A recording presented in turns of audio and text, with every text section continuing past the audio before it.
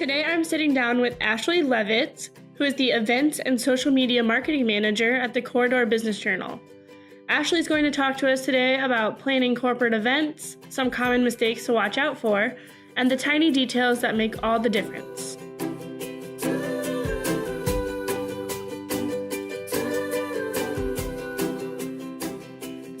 Do you want to tell me a little bit about what drew you to event planning in the first place? Yeah, so I kind of lucked into it. I started out at the Corridor Business Journal as their event and marketing intern, and I was really interested in the marketing side at that point. But we were marketing our events, and so I got to see some of the behind-the-scenes work with that and just found it really interesting, and I thought it was something that I could be good at. I like that there's a live aspect to it. You really get to see the payoff of what you're doing in real time, and I just thought it was interesting. Yeah, that's awesome. So did you ask for that opportunity, or did they present it to you? At the end of my internship, there wasn't really a place for me. The Corridor Business Journal is pretty small. There's only about 15 of us, and so they didn't need to hire me at the time. I actually worked at Herbs Technology Solutions for a year in between, and then our publisher, John Lohman, called me up one day and said, let's grab lunch. And so from there, I ended up going back to the CBJ, helping out with some of their marketing and operations. And then the previous event coordinator left after about a year that I was there back. And so then I'd asked if I could move into that role. Awesome. So you're planning a wedding. Congratulations, by the way. Thank you. How's that process going? It is crazy. It's pretty time consuming. When I'm not planning the corporate events, I'm at home and I'm thinking about little details like centerpieces or accessories for the dress and all these sort of fun things. But it's good crazy. Yeah. Oh my gosh, that's so exciting. Do you think it's easier or harder to plan your wedding than to plan Corridor Business Journal events? A bit of both. I'm more familiar with the Corridor Business Journal events, so at this point I have more of a process for those kind of things. But with the wedding, it's nice because I'm the client, essentially. I just have to please me. And so if something goes wrong that day, it'll be what it is. It's still my wedding. It's going to be great. But at CBJ events, it's a live audience of 300 people that are the clients. So it's a little different. Yeah. You can't get fired from planning your own wedding. Yes. Do you have friends ask you to plan their weddings a lot since you have that event planning experience? I've helped out with a few things. One of my coworkers, actually, when her daughter got married, I was her day of coordinator, so that was kind of fun. And yeah, we've certainly bounced ideas and things off of each other, especially some of my friends that are engaged right now have led me into Facebook groups for weddings, and there's just different things that I wasn't aware of that they've connected me to. Yeah. Oh my gosh, there's a Facebook group for everything. There is. So I know, of course, right now you're planning your wedding, but before that, did you plan a lot of events outside of work for friends or family, just birthday parties or anything? When I was little, I always loved planning birthday parties. They were always over the top and extravagant. But since I started working at the CBJ, I don't like to plan in my free time. Vacations, I make my now fiance handle it if I can, or my family when we go on trips with them. Birthdays are more low-key. It's kind of like if you're a chef. You don't like to cook in your free time. My brother's a chef, and so at Thanksgiving we pretty much have to beg him to cook. So is it more of like you keep your events simple and low-key because your work events are more extravagant? I think so, for sure. The wedding's not necessarily going to be simple or low-key. It's kind of snowballed a bit, but yeah. It's a wedding. It's a wedding. Right. So walk us through a checklist that you might make for a typical CBJ event. Yeah, so we start planning our events the fall of the previous year. And so sometimes I'm planning the 2019 event before the 2018 event has even happened. We start looking at how far out do we want to market the event, and once we know that, we kind of go back to say, when do we need to determine the speakers and the topics and the titles and that sort of thing. So we usually start marketing about a month in advance, and I'm very lucky because the Corridor Business Journal is a great model and avenue to market our events.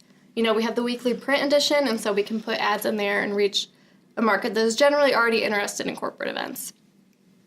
Same with our daily e-blast. That's been a great source for us as well. So, we really utilize what we have, and it's good to kind of work and feed off each other. Of course, the news team gets coverage of our events too, so they get something out of it. But yeah, and then from there, it's just a matter of all the organization and details. Everything from what's the lighting going to be like that day to what are we having for lunch? Or, if they're giving a speech, how long is it, the timing? If we have breaks, do we need breaks? How long should they be? Do we need background music during those breaks? The scripts, the PowerPoints, all those little things that I think a lot of people don't think about. They just show up. Yeah. Yeah, that is crazy. So I was an intern for Ashley, actually, for those of you that don't know. And it's intimidating. I remember one time, it was my very last day. I don't know if you remember this or not. I had pressed the wrong button at one of the events, and the speaker's microphone, or was it the music or something, it just turned off. And I was trying to turn it down. And I looked at you across the room, up look of pure panic. And you just gave me like the thumbs up, like turn it up. And I did. Oh my gosh. So that type of stuff, the details like you're mentioning, very intimidating. Yeah, I think you really have to be on it when that day comes. Even the presenters, they look to you to make sure your PowerPoint's going to be okay. And yes, the mute button is right next to the volume down button. So Why? I know. So it's just being on it and kind of aware of your surroundings. Yep. Okay, so I did a little research for some common event planning mistakes on our good friend, the internet. So I'm going to ask you to tell me about any experiences you might have had with any of these issues. So going over budget. Sometimes you just can't avoid it. Things come up that you didn't predict or expect. For me and the Corridor Business Journal, it's really about giving the attendees the best experience and delivering a quality event.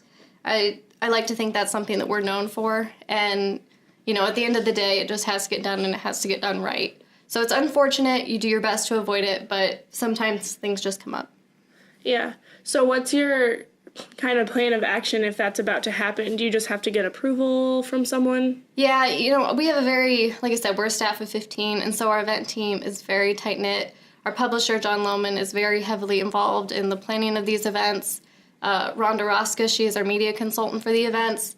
And again, it's really a group conversation of we know what needs to happen and how it needs to happen, and then the money kind of becomes secondary at that point if something was off. But ahead of time, there's a lot of planning that goes into it as far as how much are the awards going to cost and taxes and gratuities and little things like that we try to factor in. Yeah. So, I'm assuming since it's a small, tight-knit group, you guys have weekly or daily meetings kind of keeping everybody up to date? Yes, we do have weekly meetings to talk about what's coming up. And, like right now we're working on an event that isn't until the beginning of May. But there's pieces that we need to gather, again, for the marketing or the content of that need to come together between now and then. Okay, awesome. So you kind of talked a little bit about how you guys schedule your events already. Have you ever had a scheduling issue or just poor scheduling? Yeah, there's been a couple of times that something has surprised us for sure. I think it's just being flexible. To me, that's another important part of being an event planner. Rolling with the punches. I try to have a lot of CBJ staff on hand during the events. Initially, when I started this role, I would try to be in 3 places at once, and that's just not going to work. I learned that the hard way. And so, yeah, I think it's just about having a good team, so if it does come down to it, you have the working resources to get things done. Yeah. Oh my gosh. I remember, do you eat now for the day of the event? Yes. Oh my gosh. So bad communication is another one that was listed a lot online. Now, when I ask you this, it's more about bad communication between you and maybe the venue manager or anything like that, because I know at the CBJ you guys have good communication. So it's more external. Yes, communication is so important. Luckily, we have worked with a few hotels over the years, and we have several that we do events at regularly that kind of know the drill. But even when they get a new person working there, we kind of work off previous event orders, and we go back to things that have worked in the past for some of that stuff. One example, though, where I kept saying, I'm obviously not an audiovisual specialist by any means. I can plan the events, I can write press releases, not my area of expertise, audiovisual. And so I kept saying we would have video at the event, and I meant I want a live camera video feed on these people. But I wasn't saying camera, I was saying video, which of course to them meant like a YouTube video or a video in the presentation. And so it's that morning, luckily early that morning, and they were there, and I was talking about when they were going to do the live camera feed.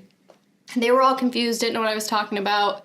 We were able to fix it in time, thankfully, and get that live camera feed on the events. But video is not the same as camera to an AV person. So that was a lesson I had to learn the hard way. Oh gosh, I can only imagine all the terms and the lingo that go into all that. Well, and it's with the banquet captains at the hotel and the AV managers, and there's just a bunch of different people that could call it the same thing something different. And so there's a learning curve. Oh, wow. Yeah. I could see how that could create some confusion. Yes. Have you ever had a lack of signage at your events that caused confusion for attendees or anything like that? Yeah, our manufacturing conference is its own kind of beast. We have a lot of events that are a couple hours, a breakfast or lunch, where people are in the same room in the same spot. But our manufacturing conference has multiple breakout sessions going at multiple times. And so for that one, you really have to have signage and people, again, on hand. And there were some people that tried to go in a different room because they weren't familiar with the hotel or the layout. I think a lot of these things are secondary to me and the CBJ team because we've been to these places frequently. But yeah, we needed to work with the hotel staff to have different signs for different rooms and make sure we were standing in places that issues might come up. Yeah. I'm just picturing a herd of people just being in the wrong place. Have you ever ran into trouble? This kind of goes back to scheduling, but maybe picking an event date on a bad date to pick it? Yes. This is the CBJ's 2019 marks the CBJ's 15th anniversary. And so we've been hosting some of these events for 15 years. Others are more new. And back in the day, even before I was with the company, there were a lot less events in the region. It wasn't as big of an issue. Whereas now, even over the 5 years that I've been with the Corridor Business Journal, there's many others doing similar things.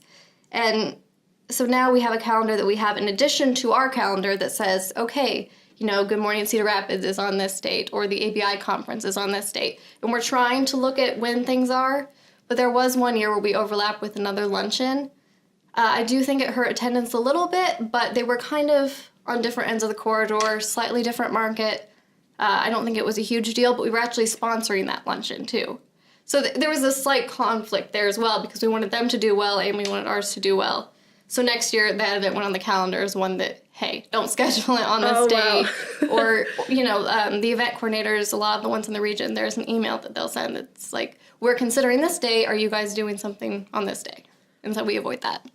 Okay. So is that kind of just a miscommunication internally of like, we're doing this sponsorship and we're doing this event, and then there's a disconnect? I think that can be a little bit of it. Or like I said, we will plan some of our events over a year in advance compared to the previous year. And so a lot of times we just didn't realize when we signed that contract, this was coming up. Oh, okay. That makes sense. Mm-hmm. That'd be a little awkward, I suppose. Yes.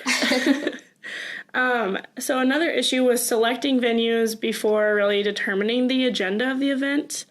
I think this more plays with what's going on at the event and what size of a venue you really need. Mm-hmm. Have you had any issues with that before? We have, one thing where you're expecting a certain attendance and then it doesn't necessarily come or it exceeds your expectations and then you're in too small of a space. We've been fortunate the hotels and businesses around here have been pretty flexible in working with us, but that is certainly a factor. Or, you think the vibe is going to be one thing and then you decide you want to do something a little more modern or vice versa. It comes up, but for the most part, again, you just have to be organized and working so far ahead of schedule that hopefully it doesn't really change the game. You can compensate and fix it. Yeah. So all of this working ahead and planning things so far back, I'm sure there's so much overlap with different things that you're working on at a time. How do you manage all that? I think I'm a very organized individual. I have, multiple task sheets on my desk for each event that's going on right now or coming up, and it's labeling when what has to happen. Or I'm looking at our marketing calendar that, again, was made a year in advance that says this needs to go out then, or this needs to be picked up on this date, arrange with this person on this date. And so I think it's just a matter of being very organized, having your to-do list and staying on top of it, having people that are going to support you and help you accomplish things, especially... there are times, again, you can't be in 3 places or do 3 things at once. And so you have to have those people behind you. They're going to help you get things done. Yeah. A good support team is definitely key. Yes. So do you use a banquet event order at all, or do you just use the task lists that you referred to just now? Yeah, so I have my task list. I also look at previous banquet event orders. We certainly work on those every time we work with a hotel. They're very big on that. If it's a smaller venue like Cedar Ridge, for example, it's going to be a smaller banquet event order. It's not quite as inclusive. But yeah, those are a good resource and certainly important the day of. But again, things are going to change. They're always going to change. I've learned that flexibility is very key for an event coordinator. Yes. So then, just for people who don't know what a banquet event order is, will you talk a little bit about the types of things that are found in your banquet event orders? Yeah, so it is every detail down to the menu. I give the hotels a copy of our agenda ahead of time, and they will add that on there. It is telling the servers, here's when this meal needs to be out. We would like you to be out of the room at a certain point, or when this person starts speaking. It's how many microphones we need and where we would like them. A diagram of the room, and what color the napkins are. Parking issues might be addressed. All those, again, little details that kind of go into things. How many people should be at each table, that sort of thing. Wow, it seems never ending. So that is all for kind of the bad mistakes that people have made. Well, I guess it's not it. Have you ever had an event planning nightmare take place outside of that? Maybe some obnoxious, dramatic situation or something like that? When I was an intern with the Corridor Business Journal back in the day, our then event coordinator, we were working, it was our fastest growing company's event, and we had 25 videos from the honorees kind of talking about what their companies do, and the videos weren't showing up. We were at the venue, had the PowerPoint, everything ready to go, and the videos were not there. So this was six or so years ago now. We've learned a few things. But luckily, we were right across the street because we were at the Coralville Marriott. The CBJ used to be located in the Iowa River Landing. And so we could run back across the street, find these videos kind of once we were on our server, and reconnect a few things. It wasn't quite as seamless, but we did have to delay the breakfast a couple of minutes. One of those things where you have someone on stage kind of killing some time. Hi, folks. How you doing? Yeah.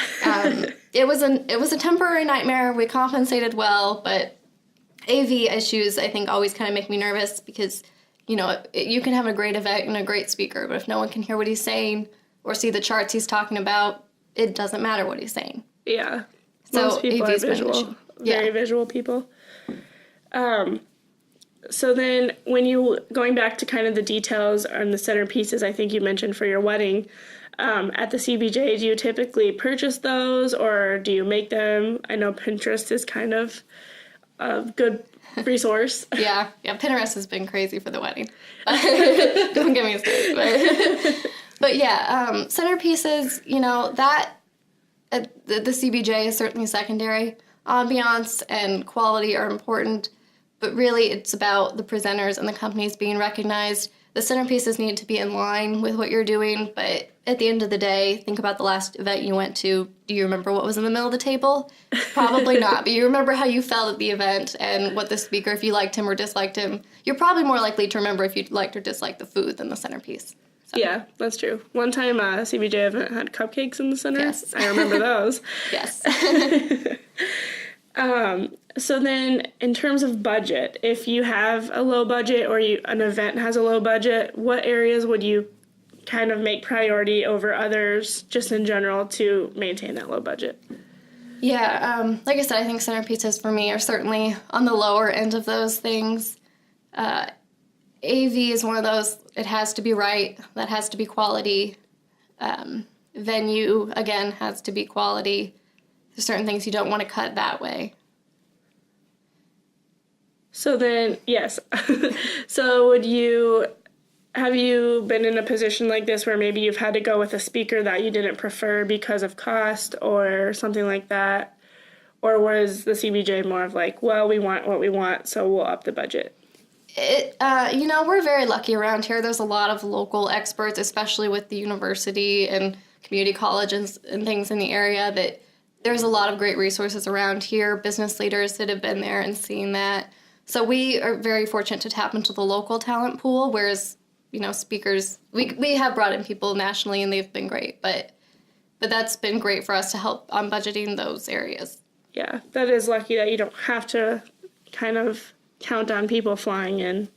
Especially when you have a day where the weather's not so nice. Yeah. That's a factor too, and transportation of hotel and all these other issues. Yeah. Ugh, the weather. Disgusting this week. So now I have some fun questions for you.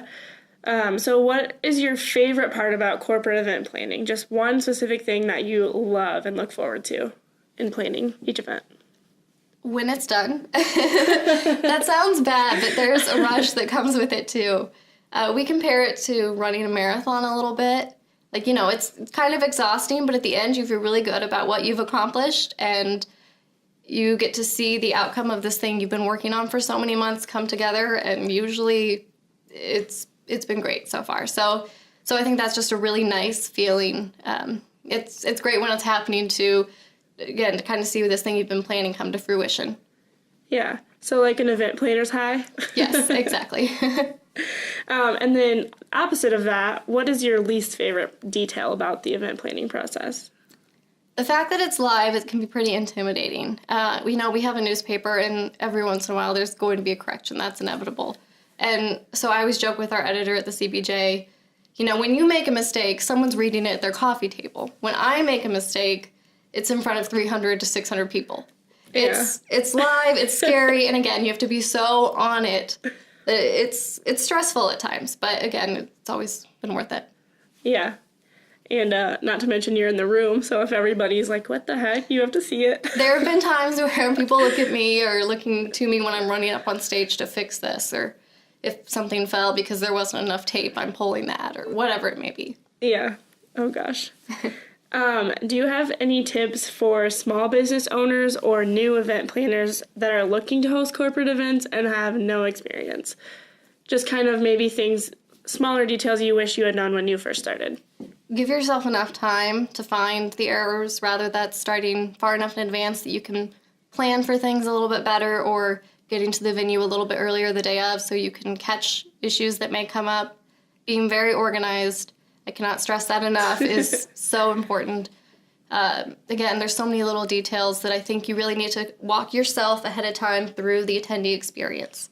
Everything from when they get in the parking garage to when they're leaving that parking garage, do you need to call the city of Cedar Rapids or whoever ahead of time to raise the gates so they're not waiting in line too long? Is the buffet going to move fast enough? Is the speaker's PowerPoint, can you see it on screen, or is it too light in the room that the PowerPoint's kind of lost? Just really think about those little details and walk yourself through it as an attendee.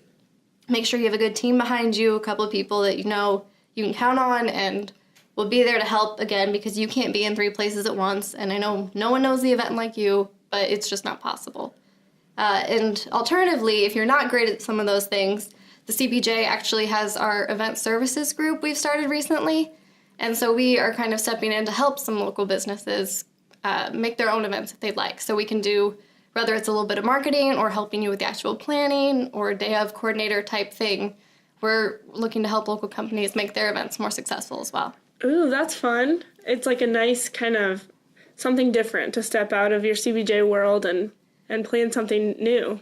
Yeah, we have 15 events a year, and some of them we've been doing for a long time, others are brand new, but it's always fun to kind of get in there and help a local company and see it from their perspective. Yeah. What is your personal favorite CBJ event? That's a tough one. Women of Influence is a lot of fun. I really like recognizing these local women leaders. That event's coming up here for us April 4th.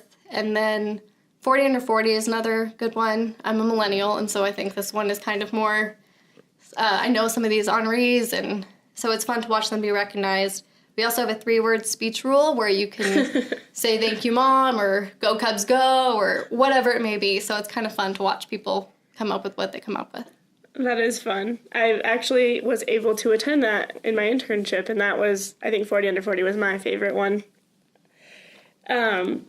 So you guys, I know you guys do like a survey at the end that go out to all the attendees. Do you want to kind of talk about why you guys do that, what you use to do it, and kind of maybe any surprising things you've received on there that you wouldn't have otherwise been aware of? Yeah. You always want to follow up. I think generally an event planner, hopefully they're aware of their surroundings and the experience and has a good gauge of what might come up on that survey. But there's always something that you didn't see or a conversation you weren't a part of. And it's one of those where most people don't want to take surveys, so you may only have a small portion of attendees taking it, but that's something you should appreciate because they're representing the greater whole. So just because 5 people out of 200 said this was a problem, other people were probably thinking it. So it's just good to kind of be aware of the attendee experience again and what they felt you could do better on or what they really liked that maybe you just hadn't picked up on. Food is something we always get comments on. You can't please everyone when you have a room of 600 people, but it's just good to know kind of their thoughts. Yeah, food's always an interesting one because it's not like you were, back there cooking the chicken or something. It's one of the areas I don't have a lot of control over. Yeah. I used to be a server in college, so I can relate to that when people give you that feedback and you're like, thank you, okay. I'll try, Yeah. So then, if you could be involved in planning any event that you wanted in the world outside of work, what would it be, if you would even want to? Yeah, something more large scale, like the Grammys or the Oscars or something like that, I think would be a lot of fun. There's, I'm sure, more moving pieces than I can imagine right now and in the corridor. And so I think something like that would be really interesting because, again, your mistakes are bigger, the risks are higher, but I'm sure the reward's a lot greater too. Yeah, at least you won't become a huge hashtag if you make some sort of mistake on camera with the CPJ. Yes, hopefully. So when you have your attendees register for your events, what types of things do you make sure to gather information-wise that you need to know well in advance? Yeah, so, email and phone number, of course, you want to gather that kind of data on your attendees anyways because it's useful later. But we use that to let people know about parking and the agenda and timing ahead of time. And so you need that, or if you cancel last minute, you may be calling people to say, don't try to get in, the weather's bad, whatever the situation may be. We also ask about dietary restrictions. I think that's something that's important to keep in mind. If they have nut allergies or vegetarian or gluten-free vegetarian or anything you can think of, I've been shocked at the list sometimes of dietary restrictions. But it's important, and the venues are aware of those things coming up, and they're very good about accommodating that. How do you handle it if somebody forgets to include that information and then the event comes and they're like, I need a vegetarian entree or something? Yeah, the hotels are very, very good about that. They've had, professionally trained chefs that can whip something up off the top of their head that's similar. And so, if you have a salad with chicken, that one's an easy fix. You take off the chicken. But the hotels are very good about switching those things out last minute. And usually we have, there's a slight overset that they plan for as well. So if you have 5 vegetarians, they probably make 7 to 10 vegetarian dishes knowing that could come up. Is there anything else you think would be important to know about event planning that we haven't discussed already? Timing, being aware of that for sure. Especially if the time says it's going to end at 5:30, people want to get out the door at 5:30. And early if you have to, but do not run long. Timing is very important, especially when you're dealing, in my case, with these businessmen and women who have places to be and things to do. So just kind of being aware of the clock. Okay, awesome. That actually reminds me. So do you find that you have more success with your morning events or your evening events, with it being in the middle of the workday otherwise? Yeah, it really depends. Some of our evening events are more, we try to make evening events more of a celebration. So that's like our Women of Influence or Coolest Places to Work or 40 Under 40. And those groups are really excited and ready to celebrate, and they don't care exactly when we hold it, or maybe their family's coming and they have to bring them in the evening. Whereas breakfast, we focus more on kind of business topics and things that group may be interested in. So because they're taking out part of their workday to be there, it should be more relevant to that. Yeah, that makes a lot of sense. So that type of stuff, the details like you're mentioning, very intimidating. Yeah, I think you really have to be on it when that day comes. Even the presenters, they look to you to make sure your PowerPoint's going to be okay. And yes, the mute button is right next to the volume down button. So why? I know. So it's just being on it and kind of aware of your surroundings. And so you guys just started a podcast over at the CBJ too. Tell me about that. Yeah, so we started doing our Real Success with Nate Kading series last year, and at the time it was a video series. We've since kind of moved into podcast with it. And so Nate Kading, the former NFL player and current corridor entrepreneur, is sitting down with local business leaders and kind of getting a feel for their leadership style and asking them questions. Our recent one was with Pat McGrath. That was very insightful. He talked about everything from his first car to the fact he met his wife at a dealership. So yeah, you can find those links on our website, corridorbusiness.com. We're also on Spotify and iTunes and Google Play, so you can add us to your playlist and yeah, check out those every month. Thank you so much for coming in today and sharing your wisdom and experience. Yeah, thank you for having me. I appreciate the opportunity. All right, later this month, we're going to be releasing another episode about target markets and audiences and how to identify each. And then next month, we're going to sit down with Plaid Swan's Christian Smith and his fiancée Taylor Webster while they talk about iPhone photography and videography.